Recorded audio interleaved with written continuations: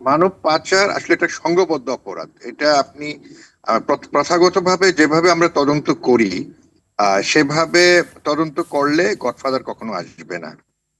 প্রথাগতভাবে আমরা ভিকটিমের মুখে শুনি আপনার সেই মুন্সিগঞ্জ কিংবা ভৈরবের সে দালালের নাম। ওই দালালের বিরুদ্ধে মামলা হয়, ওই দালালের বিরুদ্ধে চার্জশিট হয়। তাতে মূল গডফাদার মুখ্য আয়ভোগী যারা, তাদের কিছুই যায় আসে না। অন্য আরেকজন তাকে রিপ্লেস করে খুব দ্রুততম সময়ে। হুম, হুম।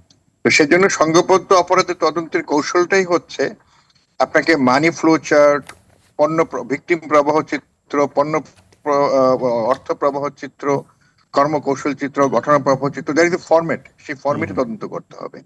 এই তদন্ত করার জন্য অবশ্যই আমরা অনেক স্কিলফুল আমরা সেট অফ পিপল তৈরি করেছি।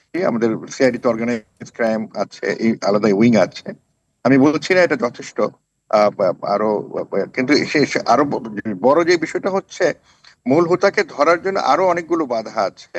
মুখ্য আইবুকিকে ধরার জন্য আরো বাধা যেটা আছে সেটা হচ্ছে আপনার ক্রাইম সিনটা কিন্তু শুধু বাংলাদেশের ভৈরব এবং মুন্সিগঞ্জ কিংবা মাদারীপুরে সীমাবদ্ধ না।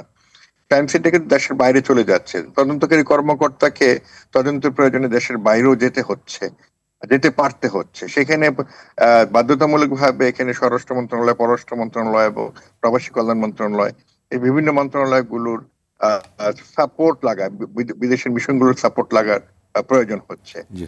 এটা এক তো এটা ব্যয়বহুল, আর দ্বিতীয়ত এই ব্যয় এই এই লেভেলে একটা সেন্সিটাইজেশনটা আমাদের লাগবে।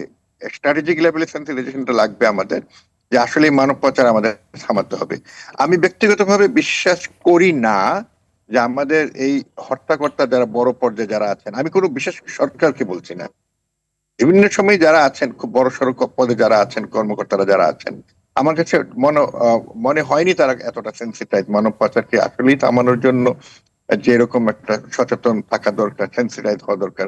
একটা কমন একটা নোশন আছে যে মানব পাচার যেভাবে হোক লোকজন, যেমন একটু আগে আমাদের এখানে সম্ভবত জালাল সাহেবই যেটা বললেন যে কেন উনি হুম, হচ্ছেন, বা একটা ভিকটিম কেন আকৃষ্ট হচ্ছে, এই কথাগুলো খুবই বাস্তব।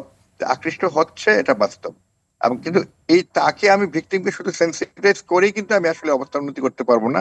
একইভাবে আমরা আপনি যে পয়েন্টটা আমাকে প্রশ্নটা করেছেন যে আসলে মুখ্য আয়ভোগী যে, আমরা মূল হোতাও বলতে পারি তাদেরকে, তাদের সংখ্যাটা অল্প।